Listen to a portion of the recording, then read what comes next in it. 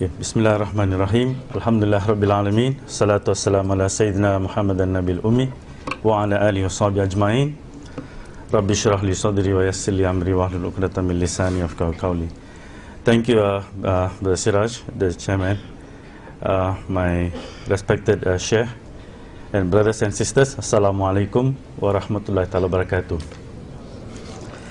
I won't take much time because I also want to listen to the Sheikh. It is but I will give a brief run with this economic view of the whole thing, and our Sheikh will talk from Islamic perspective. Okay. All right. See, the title given to us today is, will the world economy take its greatest plunge in this year, right? My answer is Wallahu alam. Allah knows best what will happen next year. But there's always a cause-effect relationship between things, right? So the sabab wa musabab, so I'll take you through from an economic perspective what I perceive will be in next year, right? All right. So you see this debt problem in the US, throughout the world. The largest, these are all in euros. See, the US debt is 10 billion euros. And you see Japan is 9 billion euros. Germany, which is in euro, 2 billion euros. And you see the debt until all of them. You look at US, Japan and Germany. These are the most industrialized nations in the world right now. America, Japan and Germany in Europe. Now why the highly industrialized nations are facing such a debt problem? That is the question. You see, if you notice in a world where people are able to produce a lot, like these people, if you produce a lot, you are intelligent, you should be the creditor in the system, not the debtor, right? So why are you the debtor in the nation, the largest? It's because of the way the monetary system is structured. What is the problem with the monetary system is that today we have basically it's not working. Basically, we have that, what do you call that, fiat monetary system, interest-based fiat monetary system. That means you all know it's paper currency, which is simply created out of nothing, right? All those things, huh? So you see, the one I showed you is actually it is the government debt. But what matters in macroeconomics is actually the entire debt, the government debt plus the individual debt plus the business debt. We need to see what is the total debt of the system, right? So when you see the total debt, if you see like for countries, those in red color, you see Japan is red, Britain is red, and France and most of the countries in Europe, you see they are dark orange, isn't it? These countries have, you see, over 400 of the GDP. GDP is what the country can produce totally in the one whole year. What is in total they can produce. So you have these countries 400 times. That means 4 times. The debt is 4 times what the country can produce. Look at Japan. Japan is the highest in the world, the total debt. So the total debt of Japan is 4 times it can produce as a whole nation. You see that? And you know that it carries compounded interest. So when debt carries compounded interest, it is an exponential function. So therefore, the number grows exponentially day by day. So what happens when you have a system like this? The real economy, the economy that produces real things, it cannot match the rise of the debt. You follow? So the monetary system will not be able, the real sector will not be able to catch up with the monetary sector. That is the whole what is happening in the global economy right now. All right. Now you see this is the gold price. This is the gold price from the day we started talking about it. Upon Nick Mahani is behind. She was with us from the time we were doing this.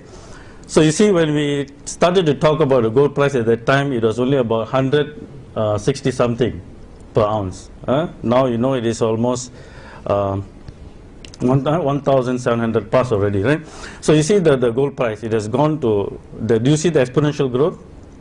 Now, the important thing is this. A lot of studies have shown that the goal, when you price relative to real things, the things that you produce, it is a constant. It is a constant. So if you see an exponential growth like this, what is it telling you? It is basically telling us that the dollar and the global economy is collapsing exponentially. That is the story goal is telling us, okay? The dollar and the global economy is collapsing exponentially. It is not the price of the gold is telling. It's telling the story of the dollar. Okay. All right. So you notice. Look at this. So therefore, when an economy is unable to pay the debt, you see 400%, Japan, right, is stuck. America stuck. Japan, Europe also stuck. Right. We call that in economics liquidity trap. The markets are all in liquidity trap. So when you have a liquidity trap, the way to solve this is through debt relief. You have to write off the debt. You have to lupuskan all the hutang lah. You have to write off the debt, at least the interest portion. The interest portion you got to write off, and you require people to pay only the principal portion. Now that is necessary if you want to jumpstart the economy again. I will come back to that. So when you don't do that, when people when people and businesses default, then there will be a collapse of the monetary system. That's what we call the meltdown. A destruction of money takes place currently. So you see the America, and then you see Europe, and you also see Dubai, right? The Arab Spring also has had relation to that. And I think by next year and so on, we will be facing it. There is a domino effect that is taking place. So the Arab Spring is also because of a collapse of the monetary system. So it all started in 2007 when the subprime crisis started. You all are aware of that, right? So it's actually a destruction of the dollar. So the destruction of dollar spread the problem to the Europe. So you saw many banks in Europe also were collapsing, right? So now the Arab world, the Dubai and so on, that's what is happening. So what we are observing today is basically the collapse of the debt-based monetary system globally. The debt-based monetary system is what is collapsing globally. So if I can, that means, you see the major currencies that I showed you just now, the dollar, the yen and the euro, all of them will face problem now.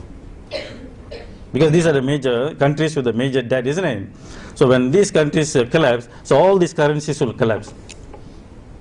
So this is what we are going to face. So when the major currencies collapse, then the question is, what will be this thing? People will lose confidence in all currencies, because these are the major currencies. People put so much of faith in them, right? So when these currencies face problem and collapse, so people will just will lose faith in all currencies. So now the alternative is, what will be the alternative will come into question. Now you see when things collapse like this, you see in a fiat monetary system, you all know what is the seigniorage, right? The seigniorage is, you see, money that is created out of nothing. When you print or when you create money through electronically, it is very easy, very cheap to create. So the free purchasing power that it carries with it, we call that seigniorage. The seigniorage will transfer wealth and power from individuals, companies, governments to people who create money. So this is a view from political economic perspective. You know that the domains of political economy is the struggle for wealth and power, right? So this monetary system will take away the wealth and power from individuals, businesses and governments, and it will enthrone this on people who create money, those who are given the right to create money. Basically, today's the banking system, where the banking system, they will be the ones who become the creators. So you saw the statistics earlier. You saw America, Japan, and all this. You saw they are becoming debtors, isn't it? But in accounting, you know that for every debtor there must be a creditor. So who are the creditors in the system? Those are the ones.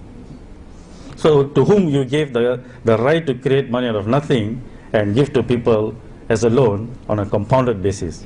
So they are the creditors in the system. Okay? So the whole world, individuals, businesses and governments will become indebted.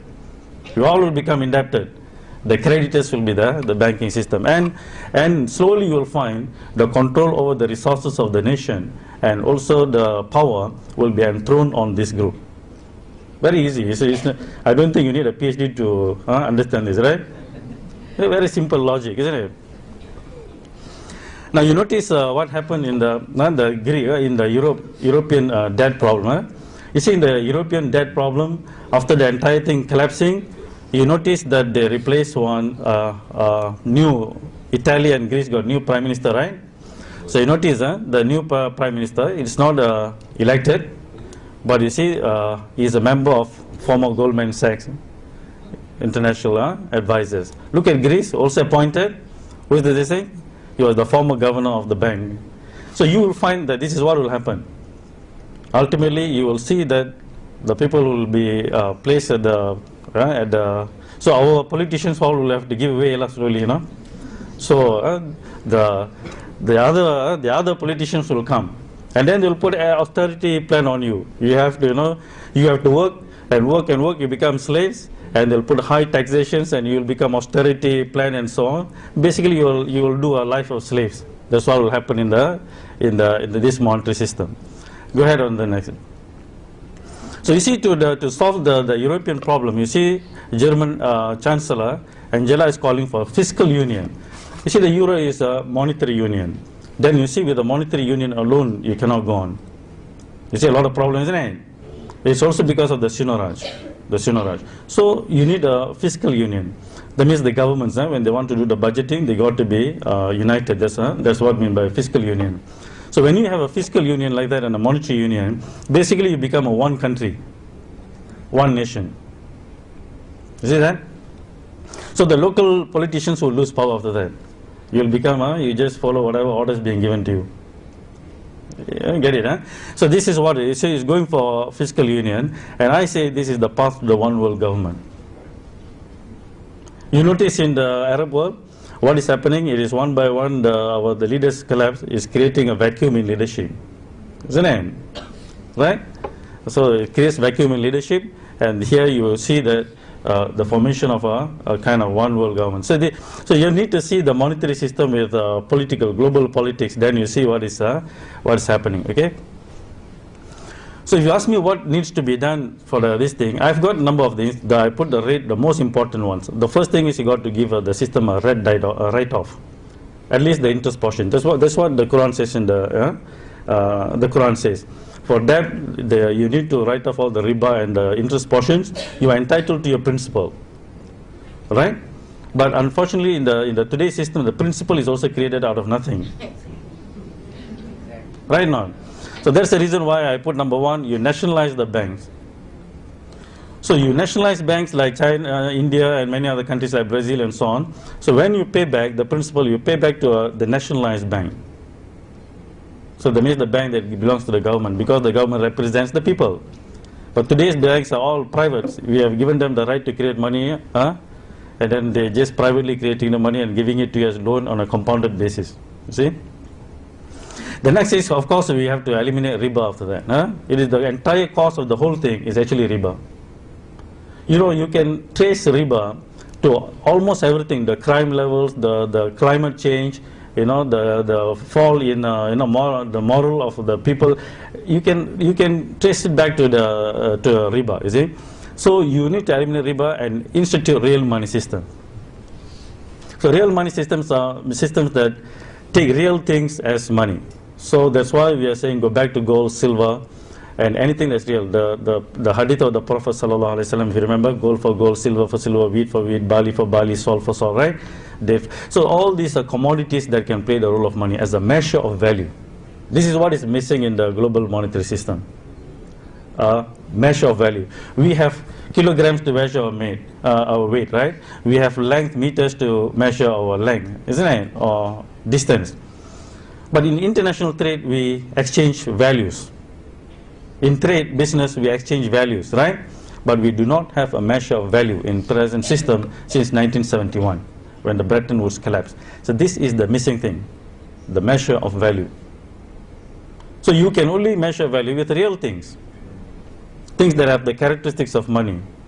So that is the reason why we have to go back to gold, silver, and real things, and as a measure of value. And because the present system has created so much of imbalance, because you see, if you give me the right, let's say this is economy, if you give me the right to create money, I can just create money and give you guys a loan at a compounded basis. Soon you'll find most of your wealth will accumulate with me. So if you want to solve the problem, I have to take, you have to take back some of this wealth and give it back to you. Otherwise you will not be able to start back the economic this thing again. You notice that? So when the system accumulates so much of wealth with me, I have got to give it back. So that's why redistribution of wealth is necessary. You see, the subprime crisis when it took place, more than 5 million homes were foreclosed. 5 million, you know. So if I'm a bank manager, I just have to go and choose which one I like. Right now. Right now. So the solution they are currently suggesting is euro bonds. You know what are euro bonds? It's more debt. The problem is debt, and then you create more debt. How to solve problem with a debt with another debt, is it? You see, you need to understand problem solving in micro and macro. For example, let's say we are all economy. If I print $1 million and give it to one of you, you'll immediately become a millionaire, right? Correct or not? But if I create millions and give to each one of you, then it will be only inflation. You will not become rich. So you can solve one section of the economy, but you cannot solve the entire thing with a similar solution. So same as debt. If you have a debt problem individually, you can solve one person's problem like that, but you cannot solve the system like that. You see that? So you cannot create euro bonds to solve the problem. It will only worsen the problem. You are creating more money. You are creating more money to solve this thing. And since the real things will be same, right? The same real things, it will create hyperinflation. The system will create hyperinflation. That's why, can you go back? You see, that's why the problem will create a hyperinflation. So next year, you are going to find price of a lot of things going to just skyrocket. You see, not only the Europeans are thinking of euro bonds, the Americans are now talking about quantitative easing number 3, QE3. You know what is QE3? It is just printing more money. It sounds very sophisticated, isn't it? Quantitative easing sounds like quantum physics, right? But it's basically it's just like printing. It's printing more money. So all this will create global hyperinflation. So what is worrying is this, you know, your price of your rice, price of your wheat, the staple food will skyrocket next year. The bread and everything, when they take this kind of solution. See? So countries that import food will be devastated. You see that? And it will bring the whole world economy into a serious recession when you go on in this on this path like that. All they want to do is they just want to try to save the euro at all costs because they know it's unsustainable. So they're trying to create more money, and then when you create more money like this, it will just still again accumulate with the same small group of people. It's not going to be distributed widely with the entire system. It's going to accumulate with a small group. So it's going to create a serious unemployment and also a global economic depression, if you see from the way I see the direction it's going. And if you learn anything from our past history, mankind, whenever such things happen, they always try to solve the problem through wars. So when you cannot control people through economic this thing like this, the seigniorage of the international currencies, which are losing, all of them, euro, the dollar, yen, all are going down. So what do? You go and take the people's real resources, take over the real resources. So that is the reason why you see the game in the Middle East. It is actually a war for oil. It's a control for oil. Because if you control the oil resources, you can control China, you can control everyone, because they all need the oil for the economic engine. You see that? Even Alan Greenspan in his book, the Age of Turbulence, he mentioned the Iraqi war is for oil. It's in the book, right? You can say it is for the mass destruction and all the stuff, but it's for oil. Huh?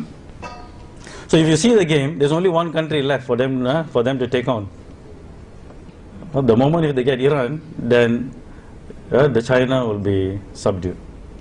So the whole game, it is not all this Islamic terrorists thing, and so on. It's basically to check the rise of China, basically China and Russia and so on. So that is the reason. If you notice recently, the general in China, right? He gave a warning. If you touch Iran, then it's a war. It's going to be a World War III. Why are they saying that? Is it? Yeah, Chinese generally say, if you touch Iran, it's going to be World War III. So that's why it's very difficult for them to even take on Syria, because Syria, like Libya, because the moment they go for Syria, it means Iran might go, you see? So Iran goes means it's going to be so it's very, in a situation that you can create a serious world war, the way you see it. So if you see the entire the scenario, now because the solution is not taken, because they didn't give the debt relief, and they have opted to create more debt and more fiat money to solve the global crisis, I think we are going to face a serious plunge next year. It is all very close, with only in the political game, it's only Iran that is left. So just to give you an effect of all this on gold, you notice the exponential growth of gold price, isn't it? So to give you an effect on gold, you see the gold is the real money. Mankind learned gold is the real money. That is the reason why, even though the Federal Reserve that prints the dollar, and they don't back the dollar with gold. You cannot go to the Federal Reserve with your dollar and ask for gold. They won't. It's not redeemable. And yet, they are the largest holder of gold in the world, isn't it? Right? In front of Fort Knox. So why is it? Because they know it is the real money. So we have done, there's a correlation between the dollar and the gold is almost for negative 1 for 1. If the dollar were to go up, the gold price will go down. Dollar to collapse, gold price will go up. Almost 1 for 1. So since you saw the gold price is going up, it's because the dollar is collapsing. It's negative. So now that will be linked to the euro and also the yen. All of them are in a similar problem. Liquidity trap. Remember the word liquidity trap. And I say that there's going to be a hyperinflation, isn't it? So and gold is a proven hedge against inflation. Anytime inflation goes up, the price of gold also will go up. So you can protect your savings by diversifying some of your this thing into gold and silver. So again, there will be effect. It will be you saw the documentary just now, isn't it? It's expected to go up very high. And then you see the central banks. They also know the problem of the fiat money. So they are also diversifying into gold. So most of the central banks are also buying a lot of gold now, stockpiling gold. Gold is the only commodity held by central banks as a reserve asset. You know that, I always joke, they don't hold coffee or tea as a reserve asset, only gold. And then India, also one of the countries that is fast growing, and you know that India is one of the largest consumer of gold also. Not only the central bank is stockpiling gold, so the Indian people also buying a lot of gold. If you watch a Hindi movie, you can see, And then, and also if we accept the age of turbulence, if you think that the next year is going to be an age of turbulence, then the gold is also an asset of choice during times of chaotic times. Because you see, with gold, you can take your gold and you can just move away to a place where it's safer or where there's more peace, right?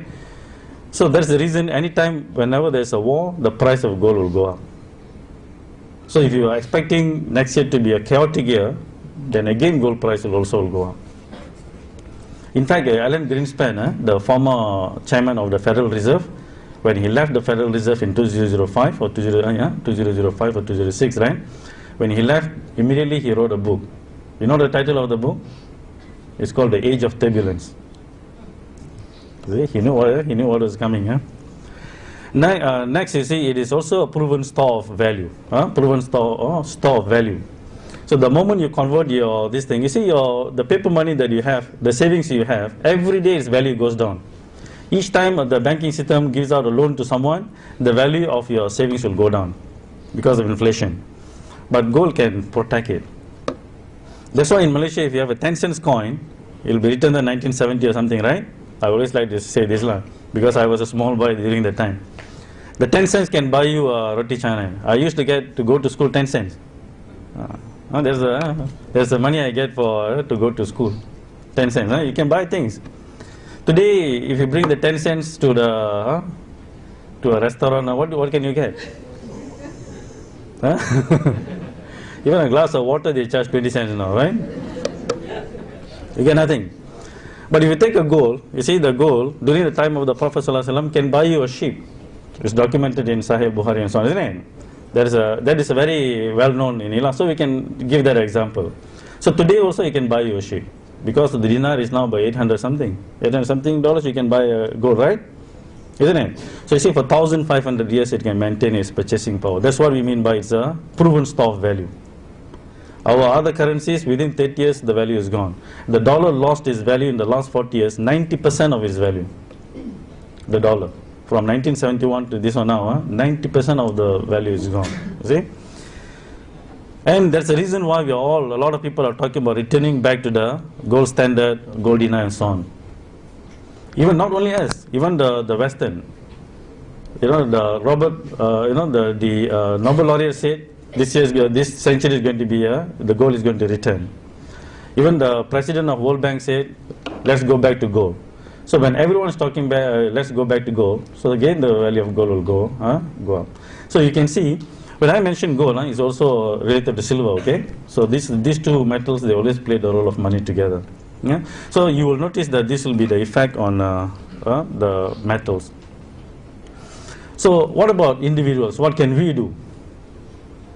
The governments, I don't think they'll be able to take the actions that I mentioned to you. They're not going to come, some politician, okay, we are going to write off all your debt, It's not going to happen. Even though in history it happened, historically it has happened periodically, they will do that.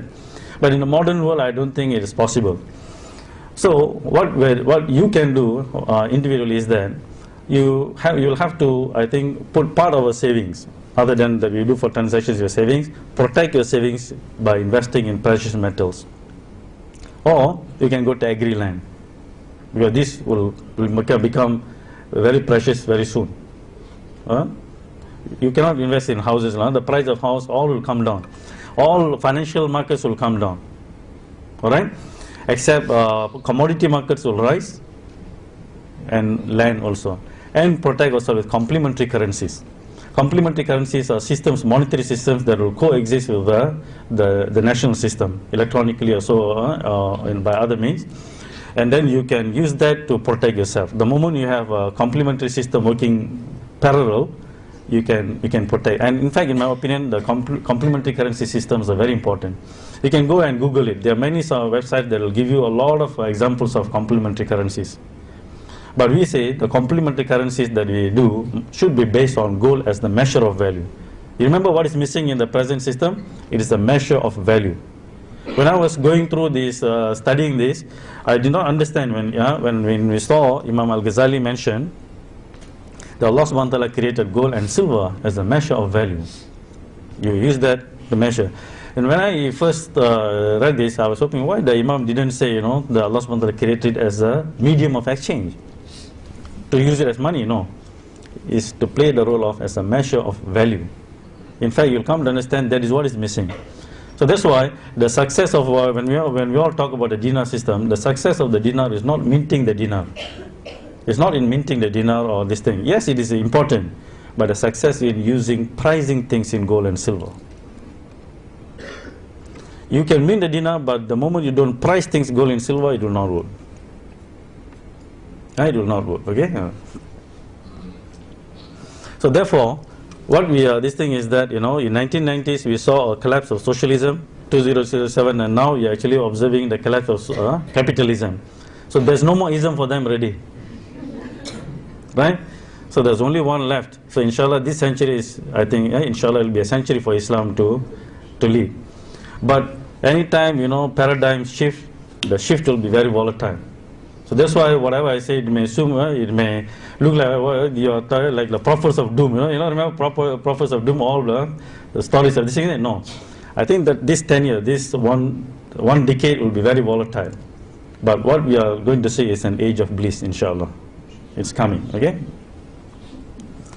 So if you have if you do the right thing, we will do something good for our next generation. The next generation, if you let the one world government to go, take a step, they will become one central bank for to create money for the entire world. That is the direction that the other side like to go. Huh? One central bank for the entire world, one world government. If you go to, if that is reached, huh, what you will find is that the children will become basically slaves. But there will be peace. There will be peace because it will be a police state. There will be peace, but basically you will be slaves, but you do not know you are a slave. You will be just having your a simple little bit of income, but everything else will be controlled, and there will be a godless society basically. But if you reverse it, the other side, if you are able to establish the real money and eliminate riba and so on, you will release them into an age of bliss, abundance and freedom, and age of prosperity, and a world of faith. This is what you see. So the path right now, you are in a very interesting position in history. Which position, which side you are going to move the world? This side or this side? So with that, I stop here because I would like to listen to the Shaykh more. I'm sure you are all here to listen to the Shaykh also, right? So I will stop here. Thank you very much. Assalamu alaikum wa rahmatullahi wa barakatuh. Alhamdulillahi wa kafa. والصلاة والسلام على عباده الذين اصطفى خصوصا على أفضلهم وخاتم النبيين محمد الأمين وعلى آله وصحبه أجمعين وبعد. Brother Chairman, my dear student Shirazuddin Adam Shah, Professor Mira, brothers and sisters in Islam here at the International Islamic University in Gombak in Kuala Lumpur, Assalamu alaikum wa rahmatullahi wa barakatuh. A jigsaw puzzle is something that you were children once upon a time, weren't you? And you did play with jigsaw puzzles. A jigsaw puzzle is something in which you have lots of bits and pieces, each one with a little picture or part of a picture. And you have to use some measure of insight to put the pieces together. By studying each individual piece, and if you succeed in putting all the pieces together, then you will see the whole picture.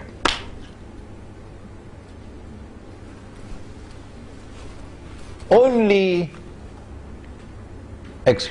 my opinion, and you are free to differ with me, is that only Islamic eschatology today can put the pieces together and give us the big picture, which explains events which have been mysteriously unfolding in the world and which are accelerating at this particular time, which can explain the coming economic crash, financial crash, monetary crash, concerning which Dr. Mira has done such a splendid job this morning. I'm jealous of him. I don't know how he can do it, and yet do it so simply and press all the buttons so beautifully to explain to you the crash that is coming and why it is coming. You know me, that for 15 years or more I have been saying that the US dollar is going to collapse. I've been saying more than that the US dollar must collapse. And I was not doing that because of economic or monetary analysis. I was doing that on the basis of my studies in eschatology. Eschatology, ilmu akhiru zaman, is so easy, but this big word is so difficult. Ilmu akhiru zaman, the study of the end time, the study of the end of history. How did I know that the US dollar must collapse? And with it, that the US dollar, the US economy would crash. In 2004, in a lecture in Trinidad on Dajjal, which is all over YouTube, I used the words flying high. You're flying high now, but tomorrow the crash is coming. That was 7 years ago. And that when the crash comes, it's going to bring down the entire monetary system. It's going to bring down all the paper money in the world. This, you know, the stuff that we have in our pockets, the bogus, fraudulent, utterly haram paper money.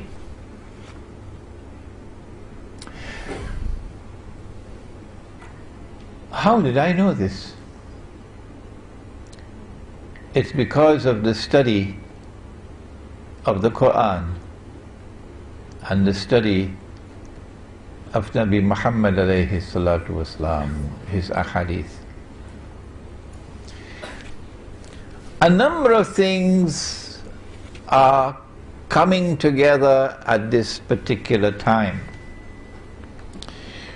One of them is the financial crash, in which the crash of the US dollar takes pride of place.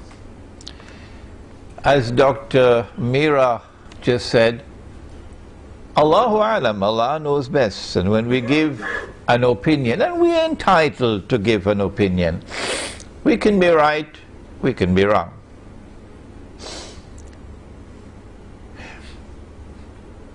The US dollar is now in a place called ICU, in a hospital, intensive care unit. It has actually expired and is being kept alive artificially by this pump that they use. You see the chest going up and down. But the plug is soon going to be pulled, and then it will be pronounced dead. And the US government knows that very well. That if Israel attacks Iran, that's it. The link between oil and the dollar, as Dr. Mira just explained, if the price of oil shoots up, the implication is that the US dollar is heading down. And they know that an attack on Iran is going to be the final nail in the coffin for the US dollar. That's why the United States does not want Iran to be attacked, my opinion. But Israel wants to attack Iran. Among the reasons is to bring about the collapse of the US dollar. If the US dollar collapses, then automatically the US economy will crash. Remember, this is the international currency. In the same way that its predecessor, the sterling pound, when we were children at school, was the international currency. Today the US dollar is the international currency. There is going to be such massive financial loss in the United States in particular. White America losing most of its wealth, and black America doesn't have much. They got peanuts. That you can close your eyes and anticipate. Panic in the United States of America and riots in the United States of America, they might have to declare martial law in the United States. But more than that, the collapse of the US dollar, since this is the international currency, and for that you'll have to study the Bretton Woods Accord, which they don't teach in Al-Azhar University, incidentally, and they don't teach in the Darul Uloom, so your Mufti, I'm sorry, doesn't know the subject. It's going to create panic in the weak currency areas of the world. You know, the world is divided into two kinds of haram paper money. One is called the hard currency area. And I was giving a talk in an international conference in Brunei in September, and I made a joke and nobody laughed. And these were scholars from all over the world, present there, scholars of Islam. I said that they have a special chemical and they dip their paper in the chemical and it comes out as hard currency. Nobody laughed. And I said, we don't have the secret chemical. So when we dip our paper into the solution, it doesn't come out as hard currency. So their hard currency is in demand all over the world. Wish we could get that chemical, eh? And ours, you take a whole basket full of Bangladeshi taka to Manhattan, you can't even buy a cup of coffee. And our galaxy of Islamic scholars sitting there, nobody laughed. I think they were still studying, what chemical is he talking about? It's so sad when you make a joke and nobody laughs. So we're talking about the people who don't have the chemical. The Indonesian rupiah, the Bangladeshi taka, the Pakistani rupee. There's going to be panic as people struggle and rush to dump their paper because the price of bread is climbing every hour. Runaway inflation. Mm-hmm. We are now on the brink of momentous and indeed monstrously evil change in the world as never before, ever before experienced in human history. And where are the scholars of Islam who are arguing with us? What is his Aqidah? Where did he get his ijazah? Is he a Sufi? And yet these are our brothers. And they are our brothers, and we do not speak disrespectfully of them. Who would declare of us, don't listen to Imran Hussein, who for 15 years now was able to see that this is coming. They still can't see that it is coming. They cannot understand the Arab Spring, that it is preparatory to the Arab slaughter. A number of things are taking place at the same time now. And I want to introduce you to some of these pieces of the jigsaw puzzle, so we can try to put them together. I don't have to repeat what Dr. Mira has I don't know how he did it, so brilliantly put all those pieces of the economic and monetary jigsaw puzzle together. But I have to expand on what he just gave to us. Additional to the economic and financial and monetary crisis of the moment, there's something else happening since 9/11. A proliferation of wars in different parts of the world, mostly the world of Islam. And if you notice something, in nearly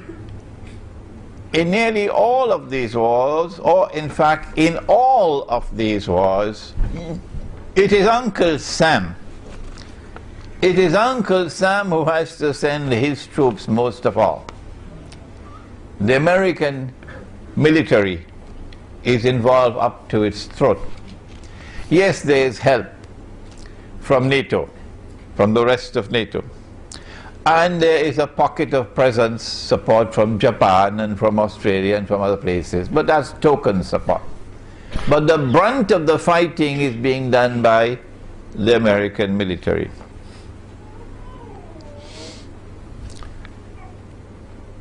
I want to suggest to you that the economic and financial crash is coming at a time when an American military crash is also going to take place.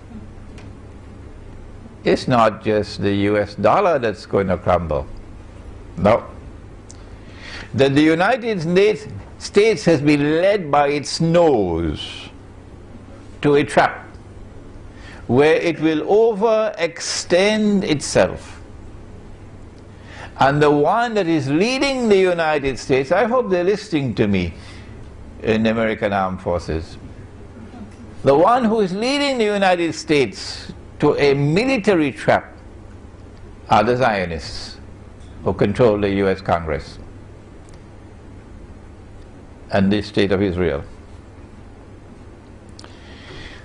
If Iran, there's a lecture I delivered maybe 1 week ago in Tamantun, Dr. Ismail, which is on YouTube, implications of a Zionist-Israeli attack on Iran, in which I have explained the subject in much greater detail, and we can mention here today that as soon as Israel attacks Iran, and I am anticipating that Israel would not want to deliver a knockout blow to Iran, because Israel wants Iran to remain strong. Why? Because Israel knows that Iran is going to respond by attacking the American troops in Iraq, where Iran has the advantage of geographical position. And Iran has a second advantage of the majority of the population of Iraq will be supporting Iran because they are Shia. And even the Sunni in Iraq would want to use this opportunity to deliver the death blow to the United States in particular and to NATO in Iraq. And so the implication of an Israeli attack on Iran is that the United States is going to be back to the wall in Iraq, fighting for survival. I have also suggested, and remember, I can make mistakes, and I have made mistakes in the past. I am anticipating that Iran will also attack and take Bahrain, which should not be easy for them. That should not be difficult for them. And once Iran takes Bahrain, remember again the same situation, that in Bahrain the overwhelming majority would be in support of Iran, and a small and strange minority of oppressors would be opposing Iran in Bahrain. So Iran will have the majority population of Bahrain on its side, because they're mostly Shia. Once Iran takes Bahrain, then Saudi Arabia, which is now, after India, Israel's most strategic partner in the world. Saudi Arabia will now call on the United States. It's probably already prearranged Maybe they have a secret defense treaty. And the United States Congress will ensure that the United States Army, armed forces have to respond and send American troops into Saudi Arabia. And guess what's going to happen? The United States, I am anticipating, is going to face military defeat in Saudi Arabia and Iraq from Iran, because the advantage is on the side of Iran. And if the United States uses nuclear weapons, that's it for Uncle Sam. And so we're seeing not only a financial crash taking place, but also a military crash about to take place. The wars that the United States have been waging, particularly since 9/11, and the monstrous lies which they've had to tell about 9/11. You know, I have said that there are three kinds of lies. You heard it. There are ordinary lies, and then there are great lies, and then there's 9/11. The only people who are now holding on to 9/11 and the official explanation of 9/11 are your governments and your newspapers, you know, mainstream newspapers and television stations, who know that they cannot cross the line. They are slaves and servants of you know who. So around the world the people are waking up, and around the world is growing resentment against the United States, to the extent that I have a student here in KL who is an American, who was born in the United States, who speaks with an American accent, and is afraid to go to Pakistan. Why? Because if I go to Pakistan, although I look Pakistani, once I speak with an American accent, I'm going to be in danger. I'm going to be in danger. This growing resentment against the United States of America around the world was just demonstrated in a very dramatic way in South America. A few days ago, the heads of state of all the South American and Caribbean countries, including my own Trinidad and Tobago, met in a summit conference in Caracas to create a new organization that would replace the OAS, or the Organization of American States.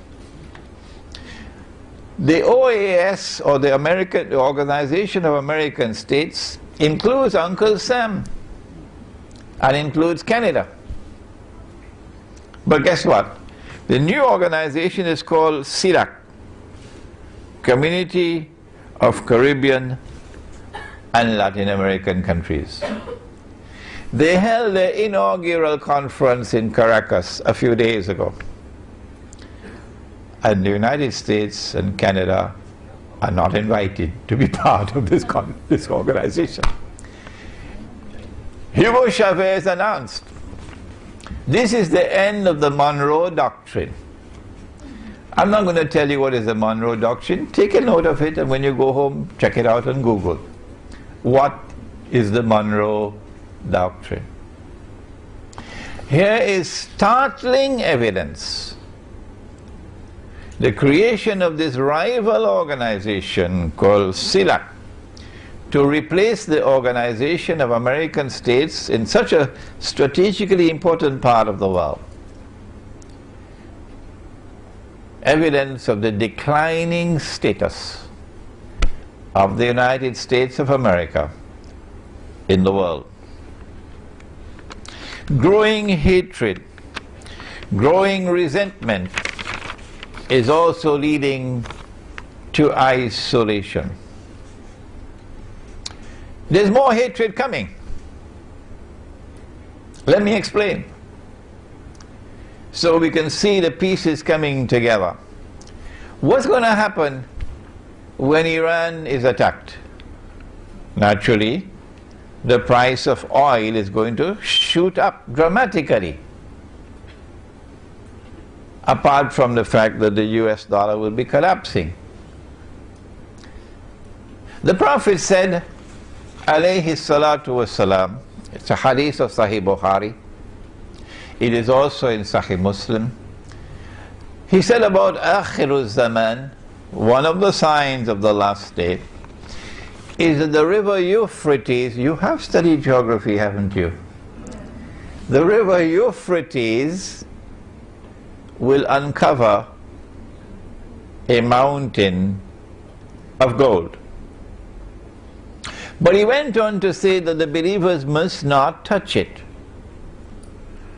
We can understand if the gold came from the bank and it's riba, you don't touch that.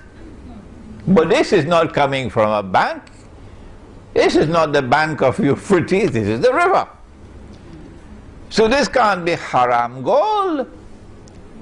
No, this is halal gold. Well then why did he say that the believers must not touch that gold? He said that mankind will fight over that gold, and that 99 out of every 100 will be killed.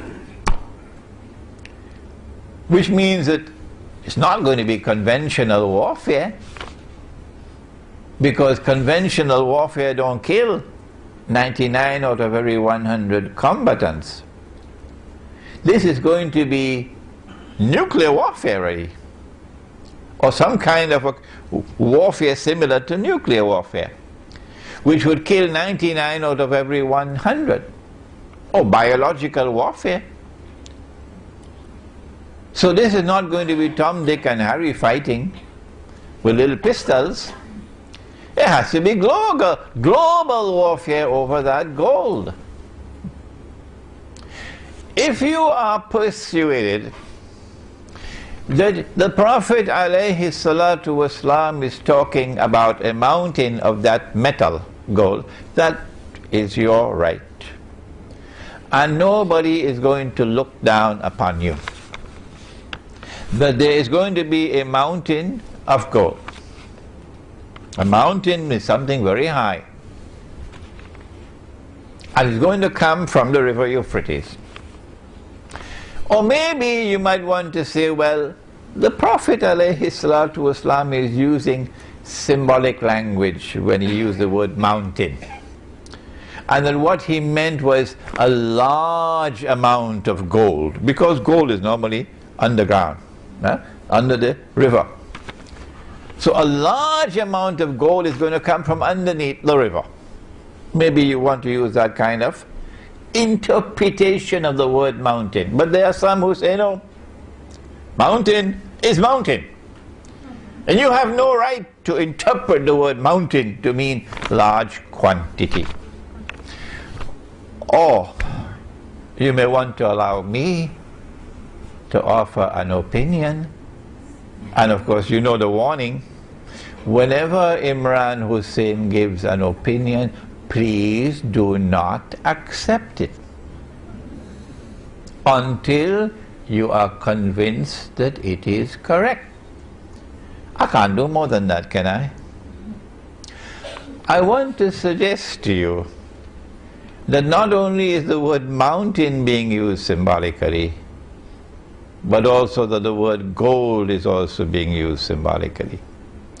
And that what the Prophet ﷺ is speaking of is black gold or oil. Yes, I know. They're going to jump on my neck now.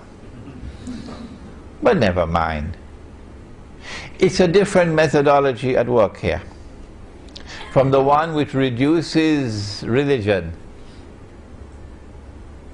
to text and insists that the text must always be interpreted literally, the Protestant version of Islam.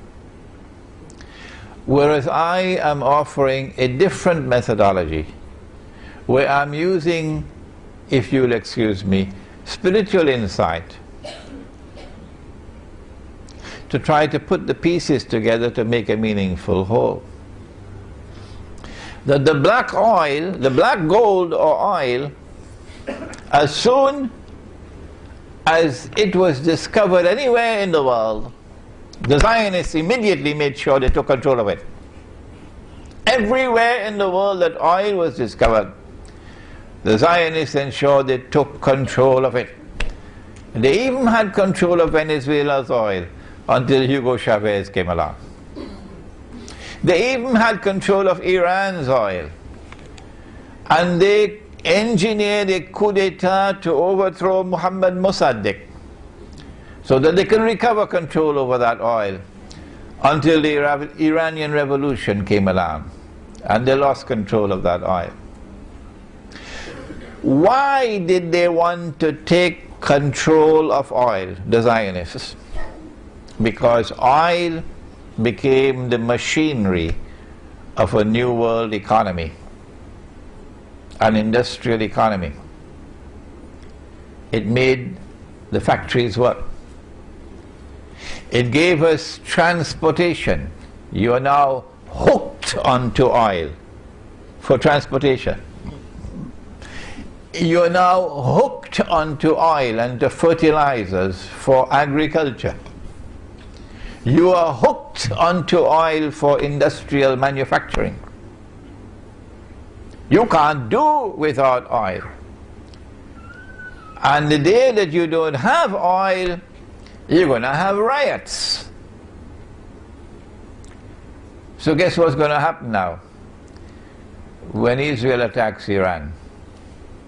That's why he said the believers should not touch it. Meaning, do not allow yourself to become dependent on that oil, because it's a trap. I remember an engineer in Lahore in Pakistan.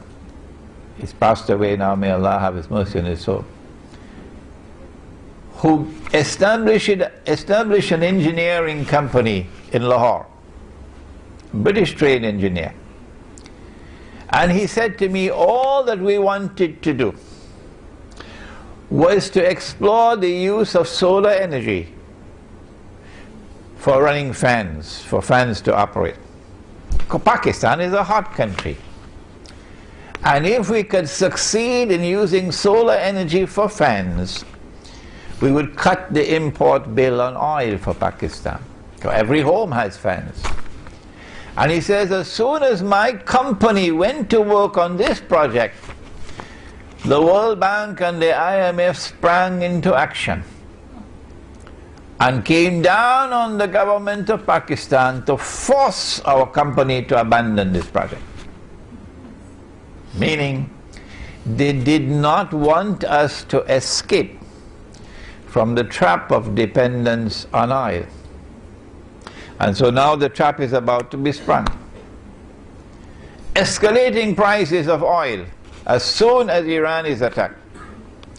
And Iran is a major producer of oil, but in addition to that, Iran sits in control of the Straits of Hormuz. The Persian Gulf, all the oil tankers have to pass there. Straits of Hormuz is very narrow. On one side is Iran, on the other side is Oman.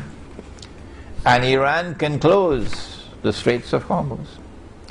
And so we'll have a dramatic and monumental increase in the price of oil. And that's going to break the back of many people around the world. Because the price of oil increasing means the price of food increasing. Do you understand? Are you seeing the picture? The price of food increasing, the price of transport increasing, the price of manufactured goods increasing, cost of living rising and rising and rising. And when people cannot afford because of the increasing price, they're going to blame Uncle Sam, because he's the one who's been waging all these wars for the last 10 years. And Israel will take a little bit of the flak But the media will ensure that the major blame goes on the United States. And so I am suggesting to you that when the Prophet said, sallallahu ta'ala alayhi wasallam, the believers should not touch that gold, it doesn't make sense that he's talking about the metal. Why should we not touch the metal, which is halal? I'm suggesting to you, and you do not have to accept my opinion, once again, that this is a different methodology at work from that one, or the Protestant Islam, in which we interpret the text as religious symbolism, and we say it's black gold. Why are these pieces coming together at this time? And we can go on to many other things.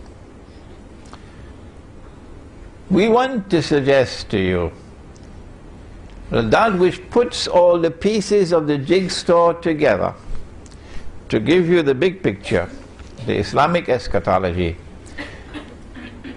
is saying to us that the time has come for the United States of America to be replaced as the ruling state in the world. And for those young students who we have here today, and there's so many of them, let us explain what is a ruling state.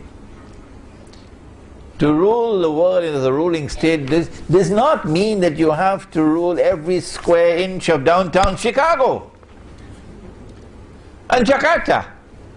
No! A ruling state, when we use the term, is a state whose power and dominance in the world cannot be challenged by any rival or combination of rivals. In this sense of the word, the holy state of Israel, established by Nabi Dawood alayhi salam, the Prophet David, and Nabi Sulaiman alayhi salam, the Prophet Solomon, was a ruling state in the world. And Nabi Sulaiman alayhi salam made the dua which is in the Qur'an, that Allah may grant that no state in history could ever rival this state, the holy state of Israel. And so came the status of a ruling state. You know about Jerusalem in the Qur'an, I forgot it over there, it's at the back. Jerusalem in the Qur'an, we explain the hadith of the Prophet ﷺ about three ruling states. Three ruling states created by Dajjal in his 3 stages of his mission. Before Dajjal will emerge in this world of space and time as a human being. He would be a Jew. He would be a young man. He would be powerfully built. He would have curly hair. And from Jerusalem he's going to declare, I am the Messiah.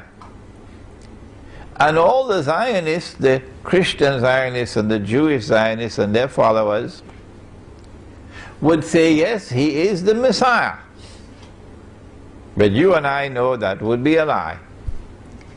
He is someone who has been created and programmed to impersonate the Messiah. And you and I know that the Messiah is the son of Mary, Nabi Isa alayhi salam, the Prophet Jesus.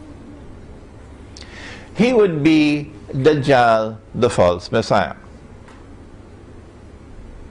And the time has now arrived in the process of history where, after having created Britain as the first ruling state with something that they call Pax Britannica, and then having caused or engineered the collapse of Britain and its replacement with the United States of America as a second ruling state in the world with something that they call Pax Americana, we have now reached that moment in time using our methodology which they reject. Protestant Islam rejects our methodology, and Protestant Islam says, don't listen to Imran Hussein. Don't listen to him. He has no Aqidah. He's a Sufi. Well, go ahead. Go ahead. But you're still my brothers. And I don't speak disrespectfully of you. But this methodology is delivering the goods.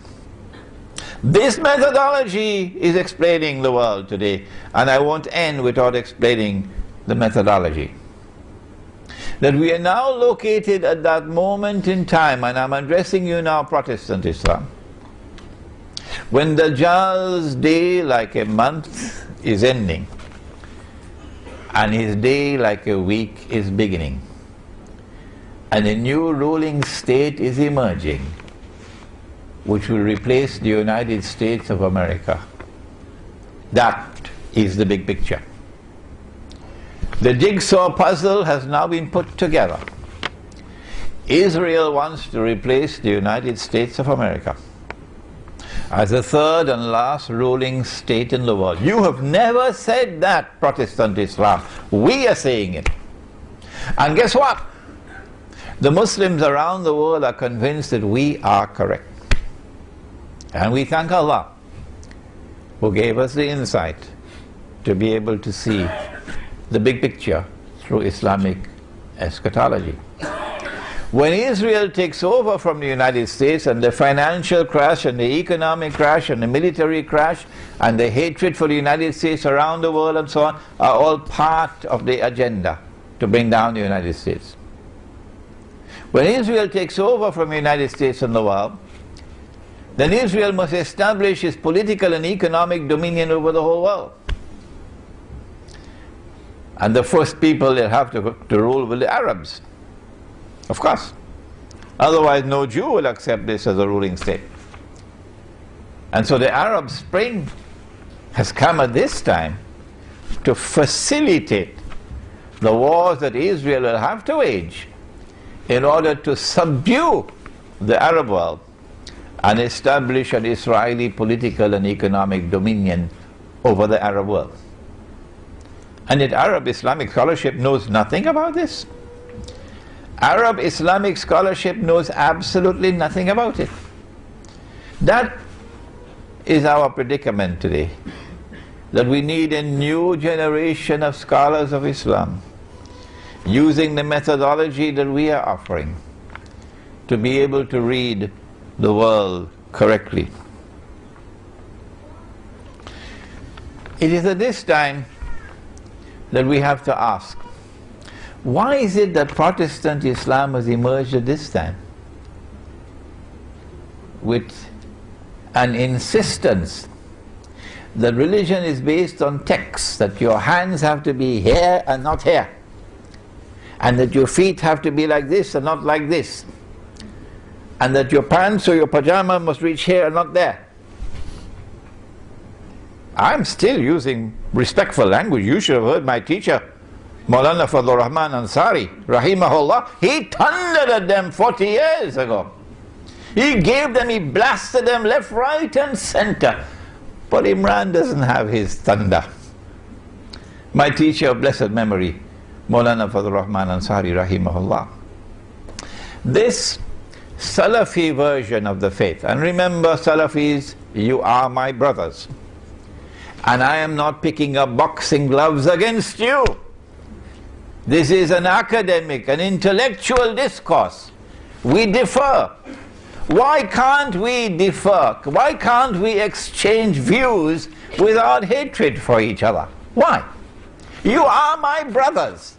But that does not mean that you are immune from my offering a valid criticism of a methodology which is incapable of recognizing why the financial crash is taking place now, why the economic crash is taking place now, whereas our methodology is explaining why it is taking place now. And there's something else which is happening at this time. The pieces are coming together. We have a group called the Tabligh Jamaat, who have fanned out around the world. And they are beautiful brothers. Oh yes. When you see the way they live, you see how they're regular in their salat, they dress in a particular way, they're conforming with the sunnah, you say, MashaAllah, MashaAllah. I don't think we can fit Tabligh Jamaat in the blue jeans Jamaat, can we? You know the blue jeans Jamaat.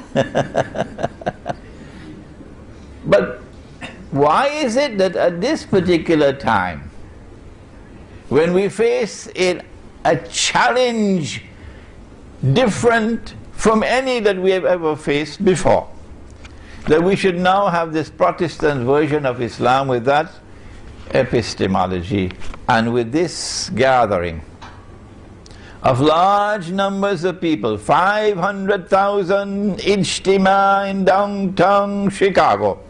Dajjal is not bothered at all about that. Why?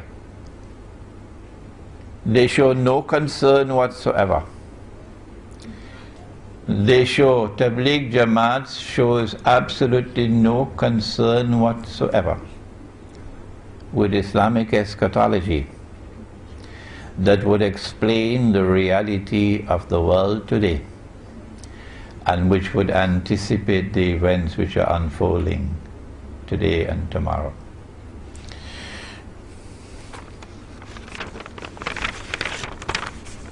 I say that this is not happening by accident, and it is time for us to deliver a wake-up call, lovingly of course, not with boxing gloves, to all those who are members of the Tabligh Jamaat, the only Jamaat in the world, incidentally, which has closed the doors of the masjid to me wherever in the world I have gone. I cannot go into a masjid controlled by Tabligh Jamaat to teach them that which they do not know. And they don't have the teachers to teach it. Most of the Salafi masjids are the same except for, and may Allah bless him, Sheikh Faiz in Sydney. Sheikh Faiz, who is the foremost Salafi Sheikh of Australia, graduate of the Islamic University of Medina. And when I was in Australia for my second visit in 2002, Sheikh Faiz came to my home where I was staying and brought a Lebanese breakfast one morning so we could sit down and have Lebanese breakfast, and then invited me to his center to give a lecture on Islam and the international monetary system. And before the lecture could take place, he asked me to come into his office. And he said to me, Sheikh Imran, I want to become your student. Those were the words he spoke to me.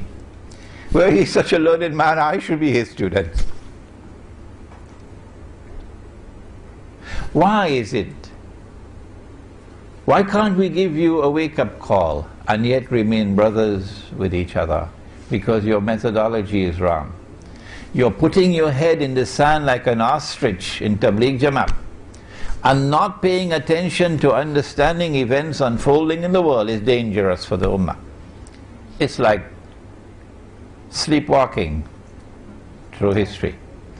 I thought Ronald Reagan was the only one who did it. But that's what you're doing, Tabligh Jamaat. Do not be annoyed with me. Do not be offended, because you are my brothers. Now let's come to the methodology. The Prophet said, alayhi salatu wasalam, that every prophet warned about Dajjal. And the Prophet Nuh alayhi salam warned about Dajjal. But I'm going to tell you something that no one has ever said before me. Dajjal sees with the left eye, he's blind in the right eye, it looks like a bulging grip. Dajjal sees with the left eye, he's blind in the right eye, it looks like a bulging grip. But your Lord is not one-eyed. Between his eyes on his forehead is written the word kafir, kafir, kafir. And every mu'min will be able to read it, whether that mu'min is literate or illiterate. And so Ali radiallahu ta'ala anhu will be able to read it. Kafir. But Tony Blair won't be able to read it. You know, he was just convicted for war crimes right here in KL. So we sent Tony Blair to the eye specialist. Check out his eyes. Why he cannot read, this kafir? Oh, when you're sending Tony Blair, send George Bush also with him. And then the report comes, nothing wrong with their eyes. Well, then how come they can't read, but the mu'min can read?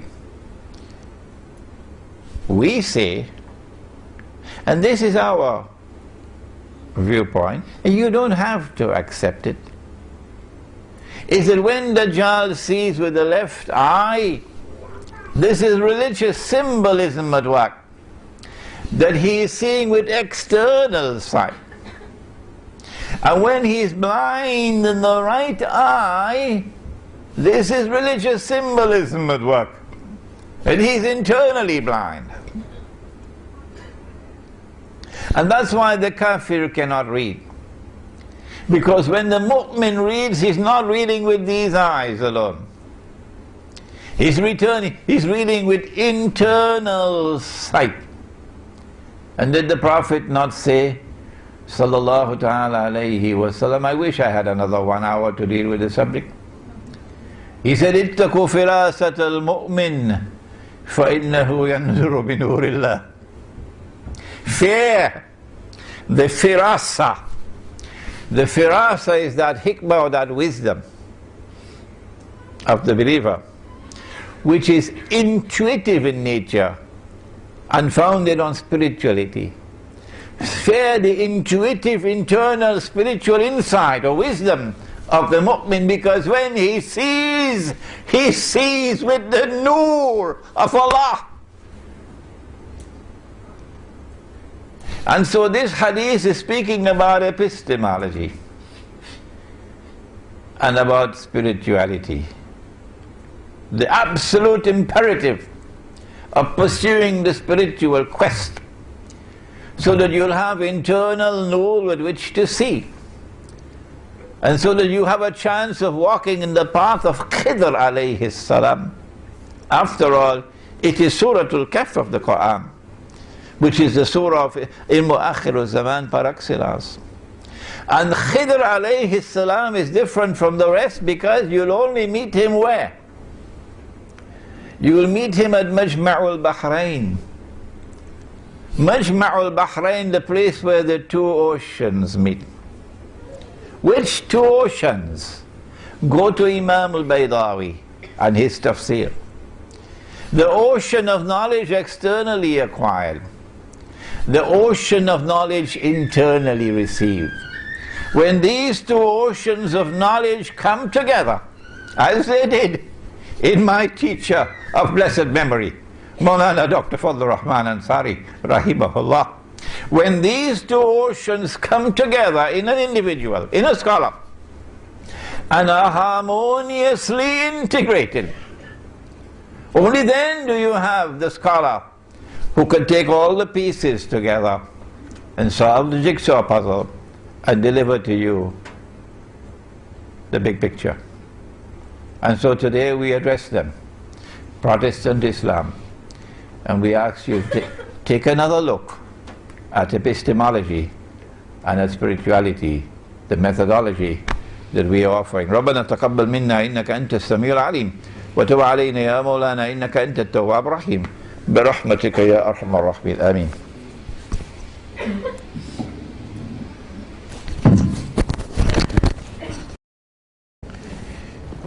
There are those who believe that and they are correct, of course, that money in Islam is dinar and dirham. And there are lots of dirhams at the back there, you can take a look at them. Money in Islam is dinar and dirham. Malaysia is minting dinar and dirham now. However, dinar and dirham are still prohibited in this country as legal tender. I understand that Bank Negara is tolerating it because they are interpreting it as barter. Barter. So dinar and dirham is not money, it's a commodity being bartered.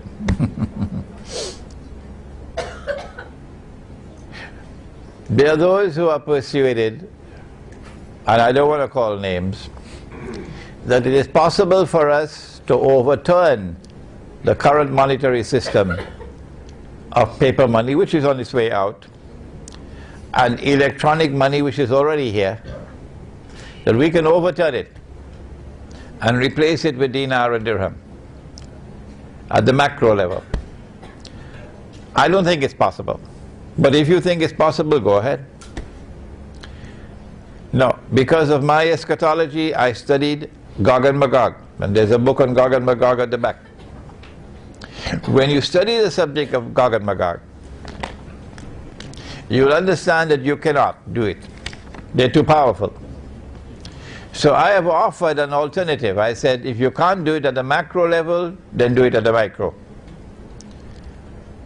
At the micro level, those of us who want, not everybody want to get away from the ringgit, those of us who want to return to dinar and dirham and get away from the riba, this small group, we will withdraw from the cities.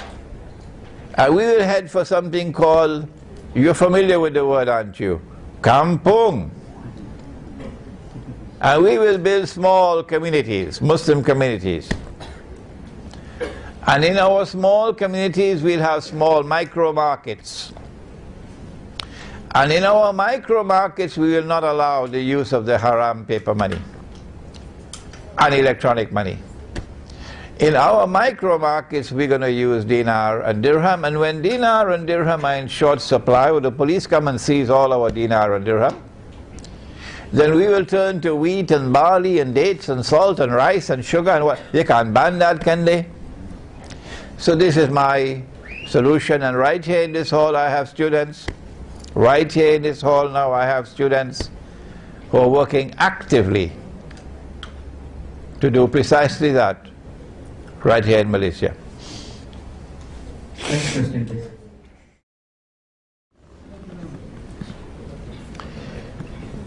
It is my opinion that the Arabs are being set up to be slaughtered.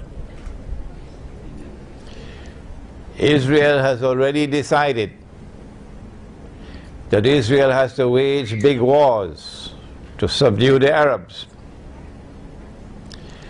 And these wars may include biological warfare, because the Prophet ﷺ prophesied that the Arabs are going to be wiped out by plague. Swine flu, taste of things to come.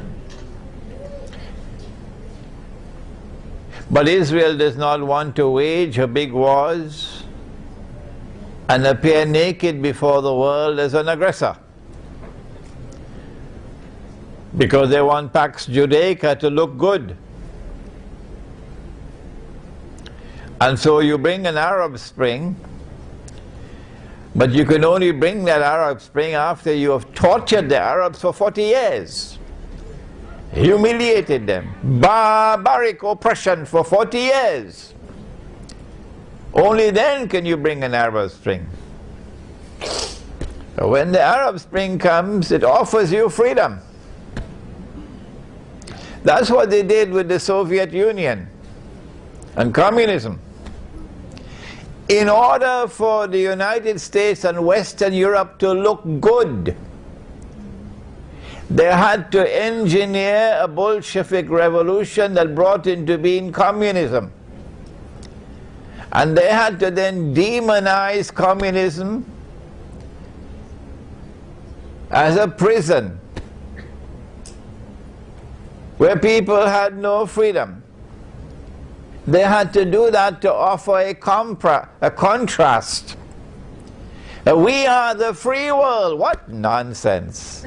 We have the free market. What rubbish. Which free market? But we swallowed the garbage, didn't we? This is the free world. And this is free trade, and this is the free market, and all that rubbish and garbage. Why? Because they created communism to use that as the bogeyman.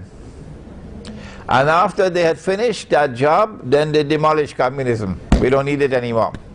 Similarly, they did that with the Arabs for 40 years, so that they could come with the Arab Spring. You could not have an Arab Spring without those 40 years of torture and oppression. If you had a beard and you land in Egypt as an Egyptian, you're in trouble. Tunisians couldn't go to the masjid. Women couldn't be in hijab. A president in Tunisia said, Ramadan is not conducive to economic growth. And then another one wanted to take Ramadan out of the summer, or put Ramadan at a time when everybody would be relaxing and so on. Change it from Ramadan, the fast. The Arab Spring is meant to bring about elections, democracy, so-called freedom. And in these elections you could close your eyes if you understand Islamic eschatology. The Islamic parties have to win. They have to have landslides. How did I know this? I said it months ago. I don't have an angel whispering into my ear. I don't have a jinn. All the jinn are in Washington. I'm not a prophet. How did I know that the Islamic parties are going to win the elections, in the Arab elections? It's because of Islamic eschatology, you dum-dum. Why don't you study it? But you cannot study Islamic eschatology unless you use this methodology. Majma'ul Bahrain. When the Islamic parties win the elections and form government, number one, you have to bring Sharia. Number two, you have to support the Palestinians. And on both fronts they have time bombs waiting to explode. And then the Islamic parties and governments are going to be declared terrorists. And then Israel will be able to wage her wars while claiming to the world, we're only defending ourselves from terrorists. Are we saving mankind from the menace of Islam? That's why. What can you do? You can start in the Arab world by creating a new generation of scholars of Islam who have the capacity to study and deliver Islamic eschatology, that you'll understand the reality that you're facing in the world today. Unless you understand that reality, you cannot respond to it. Yes, I believe that there are going to be more of these monstrous acts of terrorism that the Israeli Mossad will engineer and the CIA, and then they put the blame on us. Yes, I believe it's going to be coming. In addition to the very valid point made about monetary matters, Islamic banking is also fraudulent on another front.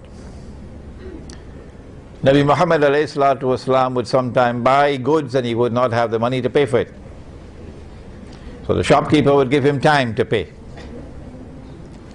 When you buy and you're given time to pay, this is called a credit transaction. Credit transaction. So a credit transaction is halal in Islam.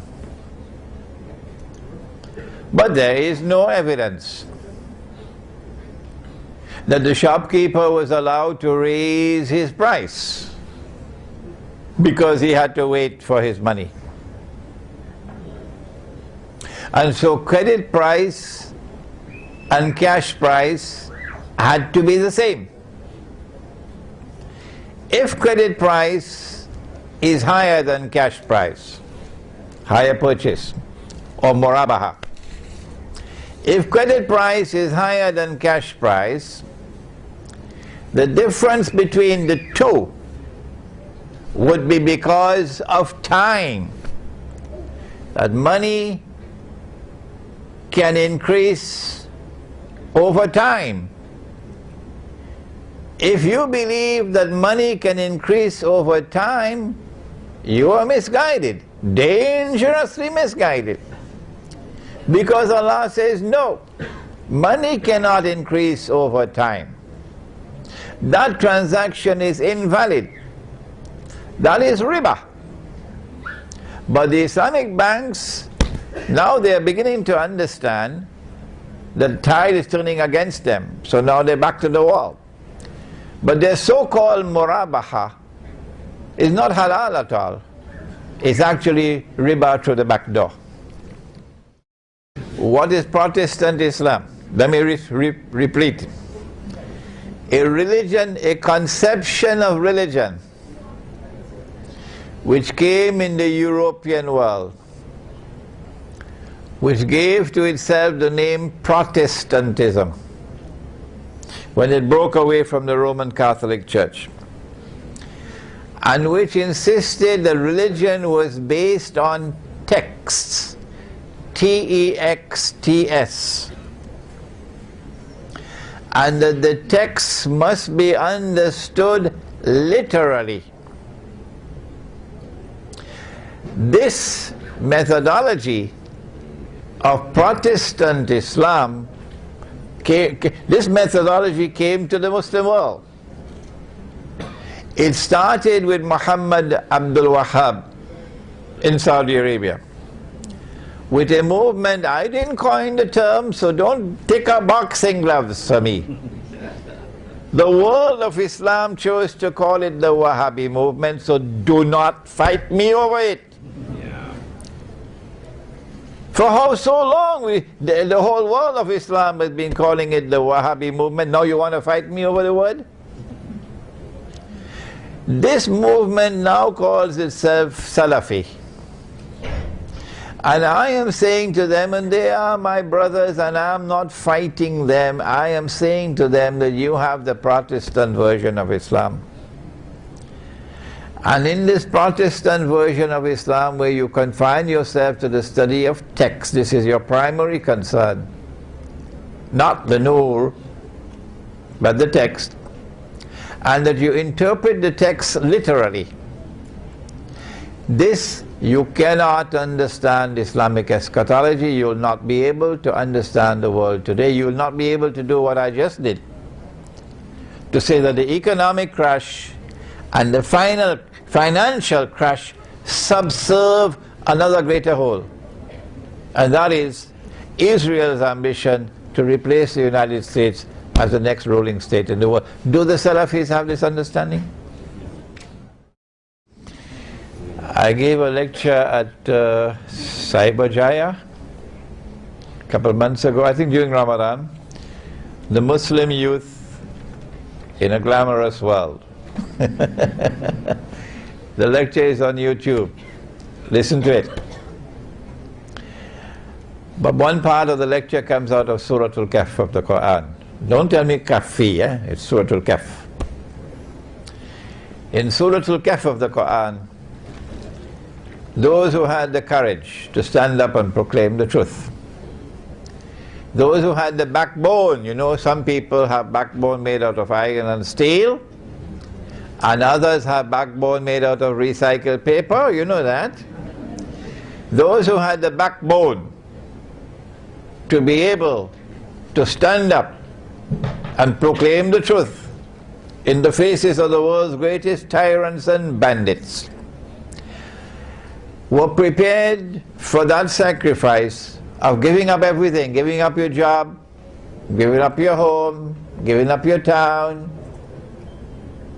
and withdrawing. They fled to the cave, and we are fleeing to Kampung. But there were youth. Innahum fityatun amanu bi rabbihim wa zidnahum huda. So the nicest message of all today is the message for the youth. That you are the ones, not the elders, you are the ones who are going to take the flag of Islam. And you are the ones who are going to take the flag of Islam to victory tomorrow. So you have to study the Qur'an, and in particular you have to study Surah Al-Kahf. And I have at the back 3 books of Surah Al-Kahf. It's a quartet. The first one is Surah Al-Kahf, the tafsir, the explanation. That's at the back. The second one is Surah Al-Kahf in the modern age, which is the ta'wil, the interpretation. That's at the back. The third one is Gog and Magog, an Islamic view of Gog and Magog in the modern world. That comes out of Surah Al-Kahfi. And if you send me less emails, I'll be able to write the 4th one. an Islamic view of Dajjal, the false Messiah. This is my interpretation, and I can be wrong. I said that when Nabi Ibrahim alayhi salam saw in a vision that he must sacrifice his son, or he is sacrificing his son, Nabi Ismail alayhi salam. And then he went to him and he said to him, Ya bunayya inni ara fil manami anni azbahuk fanzur maza tara. The son then replied, Ya abati fa'al ma tu'mar. Oh my son, this is what I've seen in my sleep. How do you respond? And the son replied and said, Oh father, do as you have been commanded. So the son and the father understood it to be a divine command. And when he was about to sacrifice his son, then Allah subhanahu wa ta'ala called out to him by name, Ya Ibrahim, by name. Qad sadaqta ru'ya, you have already fulfilled the vision. The vision never required of you to actually take a knife and cut your son's throat. Without doing that, without taking a knife and cutting your son's throat, you have already fulfilled the vision, indicating that what Allah wanted of him was acceptance of the slaughter. Acceptance of the slaughter. The Prophet said, sallallahu ta'ala alayhi wasallam, the best of those who came from Nabi Ismail alayhi salam are the Kinana. And the best of the Kinana are the Quraysh. And the best of the Quraysh are Banu Hashim. And I am the best of Banu Hashim. Indicating a straight line from Nabi Ismail alayhi salam to the Arabs. And so I have suggested, and I can be wrong, I have suggested that what this vision was intended to convey was that there is a slaughter of Ismail alayhi salam which is to come at the end of history. And the slaughter of Ismail alayhi salam is the slaughter of the Arabs.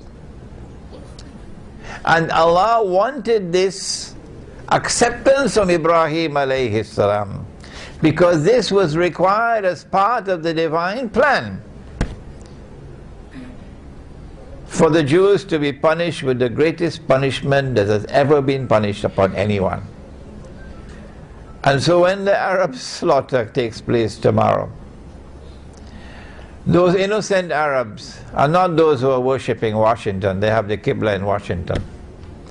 Those innocent Arabs who now face death will know we are dying because Allah wanted this in order for His plan to ultimately be concluded with the Jews running behind, not all Jews, the oppressor, running behind trees and stones. And then the trees and the stones speaking and saying, Ya Muslim, هذا يهودي ورائي فتعال فاقتل. There's a Jew hiding behind me, so come and kill him. Indicating that universal hatred for the Zionists will reach fever pitch in the world. And the strike on Iran is putting the last nail in your coffin.